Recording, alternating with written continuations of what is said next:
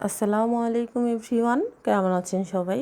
আজকে নতুনভাবে একদম সিম্পল করে মাটন রান্না করব।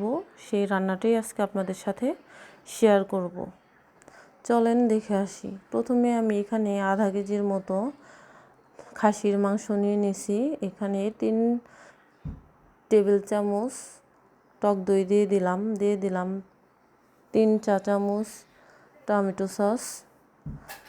এখন দিয়ে দিব 2 চামচ আদা রসুন বাটা। এরপরে দিয়ে দিব পেঁয়াজ ব্লেন্ডার করে রেখেছিলাম সেই পেঁয়াজ বাটা। আর দিয়ে দিব টেস্ট অনুযায়ী লবণ। দিয়ে দিব ধনিয়া গুঁড়া আধা চা চামচ, 1 চা চামচ শাহি গরম মশলার গুঁড়া। এখানে দিয়ে দিলাম 1.5 চা চামচ পরিমাণে মরিচের গুঁড়া, ঝাল মরিচের গুঁড়াটা। আর 2 চামচ পরিমাণে গুঁড়া দুধ। আর এখানে দেখানো যায় নাই, এখানে আধা চা চামচ পরিমাণে আমি চিনি ব্যবহার করছি। এখন দিয়ে দিব তেল পরিমাণ মতো, দিয়ে ভালো করে মাখিয়ে নিব। মাখিয়ে এরপরে এর মধ্যে অ্যাড করে দিব জিরার গুঁড়া, ভাজা জিরার গুঁড়াটা। এখন দিয়ে এর মধ্যে আরেকটু নেড়ে মিশিয়ে এখন দিয়ে দেব এর মধ্যে গরম পানি, ফুটিয়ে রাখা গরম পানি পরিমাণ মতো দিয়ে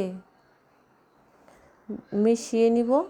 মেশানো হয়ে গেলে এখন আমি প্রেসার কুকারের ঢাকনাটা ঢেকে সিটিতে বসিয়ে দেব।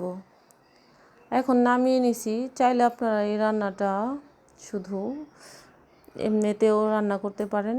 এখন ঢেলে আমি ঝোলটা শুকিয়ে নিছি। উপর দিয়ে কিছু পেরেস্তা দিয়ে পরিবেশন করে নিব। তো দেখতেই পাচ্ছেন পেরেস্তা দিয়ে আমার হয়ে গেছে। এই পর্যায়ে রান্নাটা হয়ে গেছে। একদম সিম্পলভাবে আমি খাসির মাংসটা রান্না আপনাদের সাথে শেয়ার করলাম। ভিডিওটা ভালো লাগলে একটা লাইক, কমেন্ট আর শেয়ার করে দিবেন। আজকে এই পর্যন্তই। সবাই ভালো থাকবেন, সুস্থ থাকবেন। আল্লাহ হাফেজ।